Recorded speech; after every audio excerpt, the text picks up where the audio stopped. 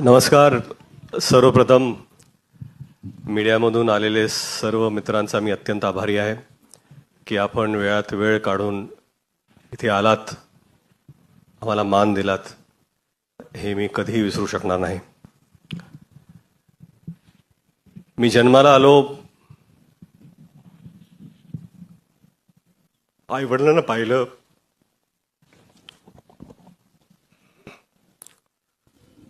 देवाला पाहिलं आणि शिवाजी महाराजांना पाहिलं.